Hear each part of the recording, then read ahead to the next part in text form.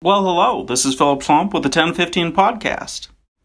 Rather than doing what is on our syllabus, I was kind of planning on talking about how you make money with computers, because ultimately that's the motivation for a lot of you. I mean, working on a computer can be fun, it can be challenging, it can be frustrating, but end of the day, most people get college degrees because they're planning on a career and they want to make money. So why do computers make money?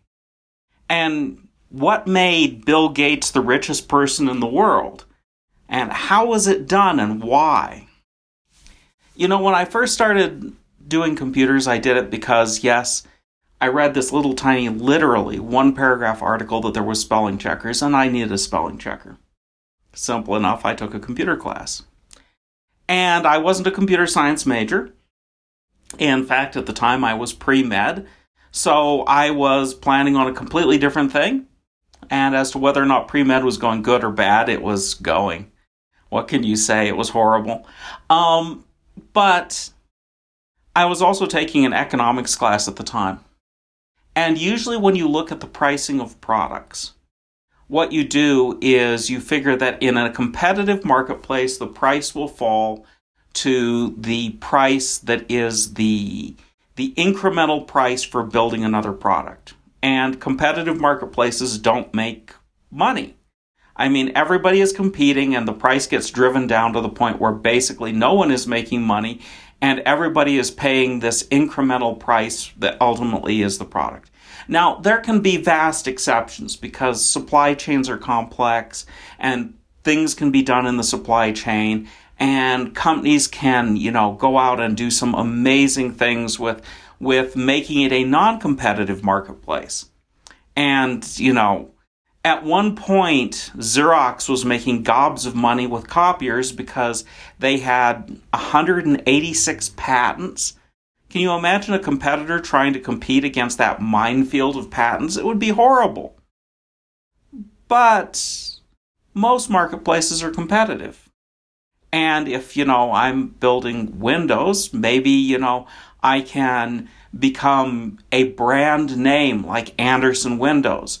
And now, I can charge more, not because my window is necessarily better, but because I'm a brand name. And people will pay more for it being Anderson Windows because they know by reputation they're good windows. And they are. I don't fault them at all for that. But when you look at Windows, bottom line, if you actually compared them, you'll find that most window manufacturers don't make a huge amount of money. What they do is the price of their windows has fallen to about what it costs to make them. And they can make a little money, and they keep making windows because, they're making some money at it. But this marginal cost of production is what they do. Now let's ask something about software. What's the marginal cost of producing a piece of software? Oh, I know, there's lots of effort that goes into building it, designing it, testing it. That's all what we call non-recoverable engineering charge. Okay? And that can be huge. But what is the cost of actually making one more copy of that piece of software? Especially these days when you download it.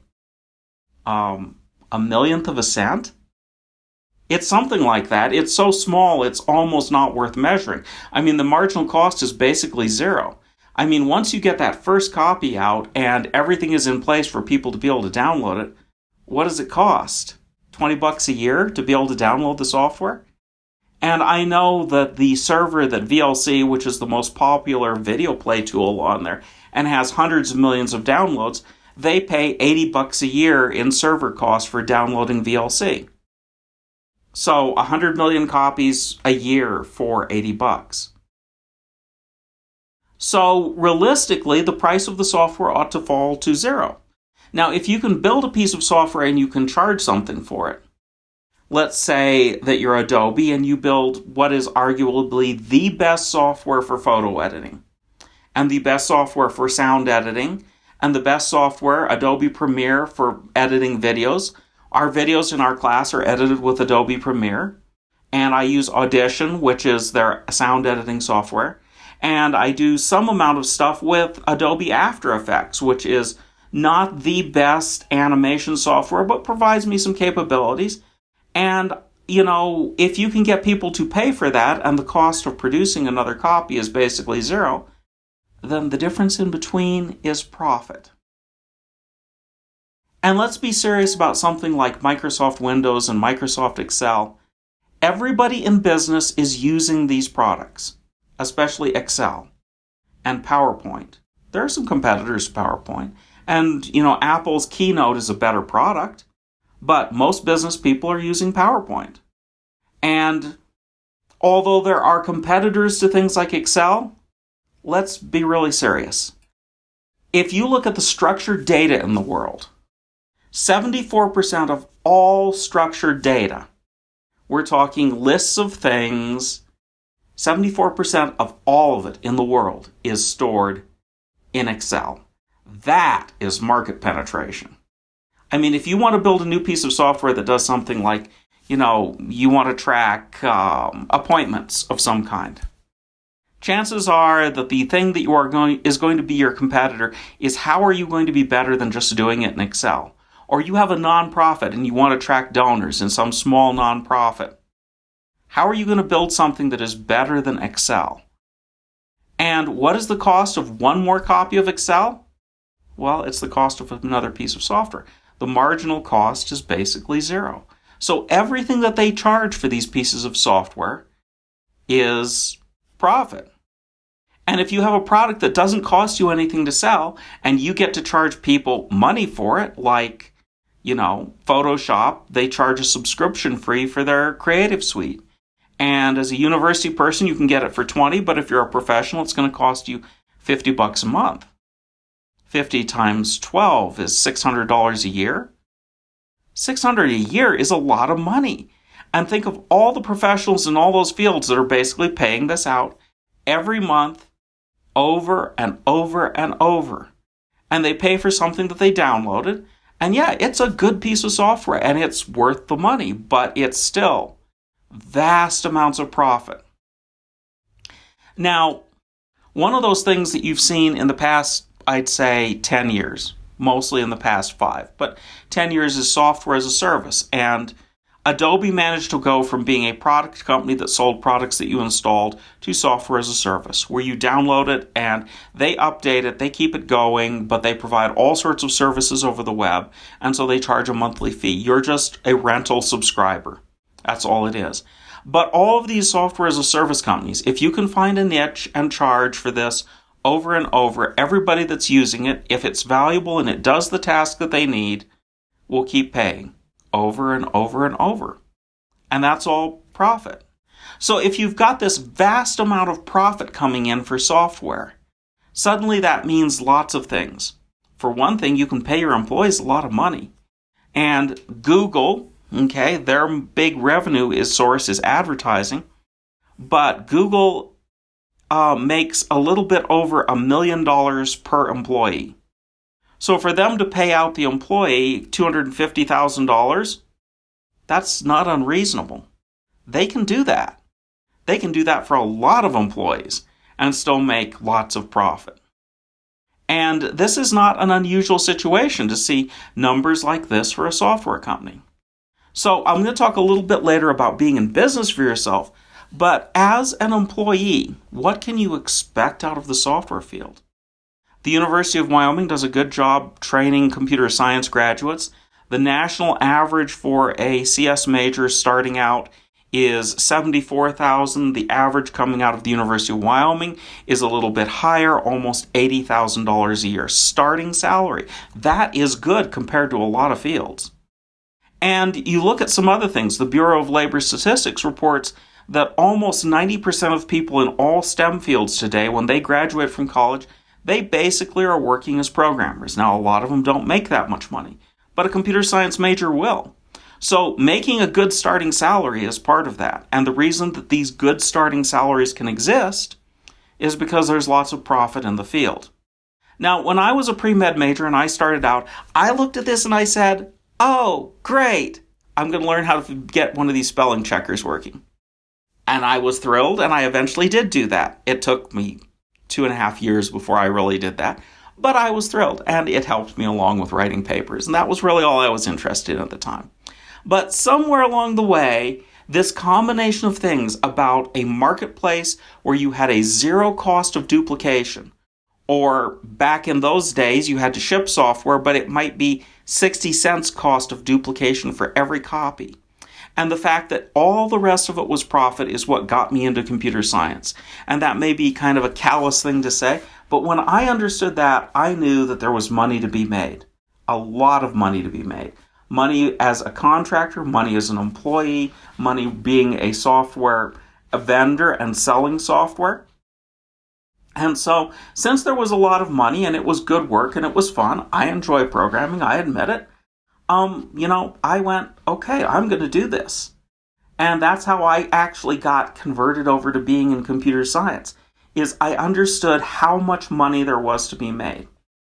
And over the years, I've built 2 contracting businesses, a software product company, and I'm involved in another software product company now.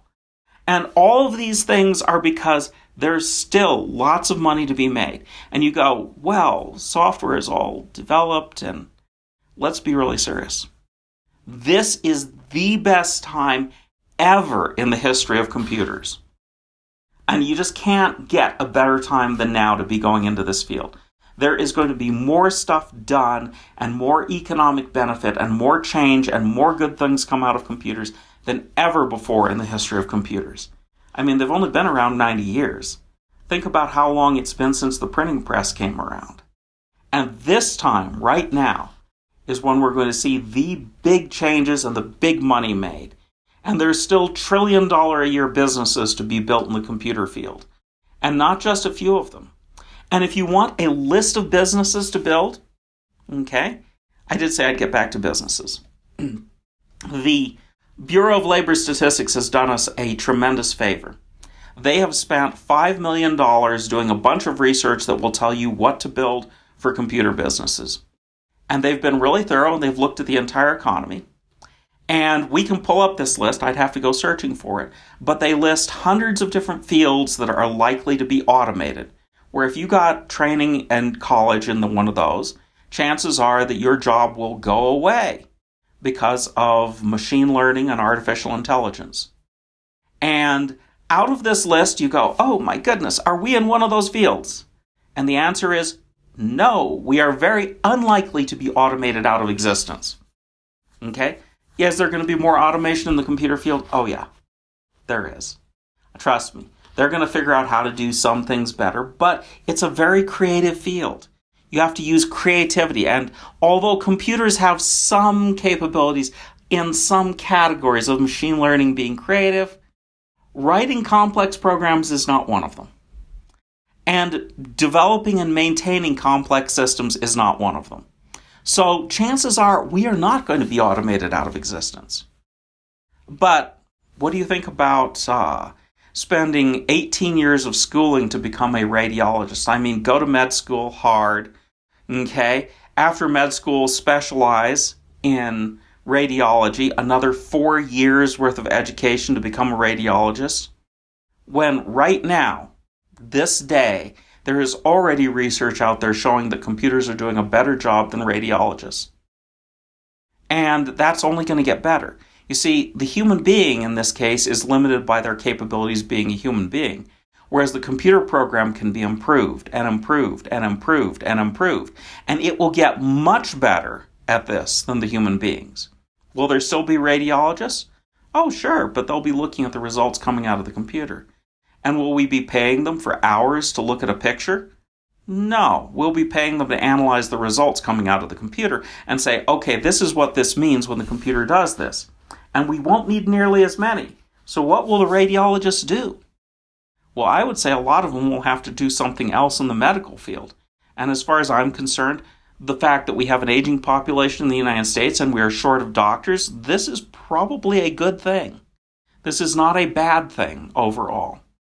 But this is the field, and if you flip that list of these jobs are going away into these are the fields that you can go into, that the Bureau of Labor Statistics has already spent millions researching to show that it's going to be automated, that you can go out there and build software to take this and turn this field into an automated system. Now, Who would like to get rid of the most dangerous job in the United States? The pay is not great. People die all the time doing this job, regularly. And would that be a good thing? So what about an automated system? And this is coming right out of this list in the Bureau of Labor Statistics. What about an automated system, a machine learning system to do roofing? I mean, your customers would be the insurance agencies. They can never find enough roofers every time there's a big hailstorm. And do people want their roof fixed right now? Oh, yeah. And would the insurance companies be willing to pay for it? Oh, you betcha.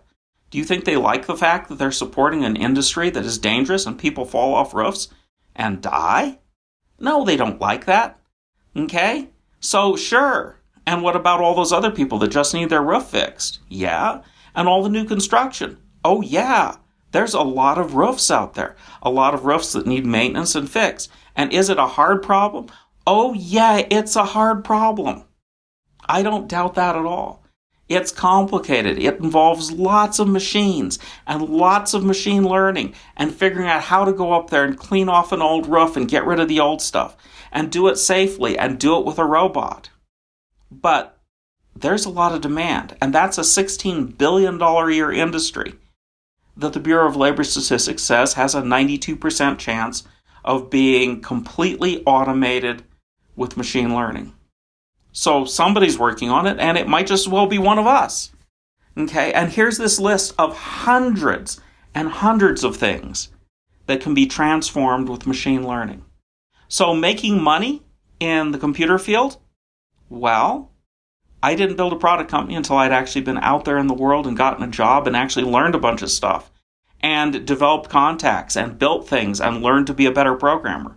But eventually, I went out and went, okay, I'm going to pick on this particular field because, we can do some machine learning in this field of databases, and we can build a product out of machine learning that will be a useful product. And we built a product. It took us 5 years to go from conception to a final product that we actually sold the company for $20 million. And I was 20% owner, plus a bunch of other money that came in from that. That's a significant thing to do. And, there is still plenty of things in the land of databases. And did I start out knowing a lot about databases? Well, I'd used one, but was I a database administrator? No, I had to learn that. And I had to go and hire a database administrator. But I had the idea that there was a demand for this and I could fill this demand. And I saw how much they were being paid and how much demand there was for it. So these are the kind of things that you think, how do we make money with this? What are we going to do? And you graduate with a degree in computer science, go get a job and start learning and start saying, okay, I'm going to pay off my student loans and I'm going to put enough money in my bank account that I can afford to take some time off and learn something about one of these fields and become a specialist in some particular corner and build some useful software. That's one way of doing it. So that's how you make money in computer science. And I'm always excited about that because the future is built by people that are willing to take a risk and build something new and make a better future. And that's what we do with computers. We're building a better future. All right, with that, I'll catch you later.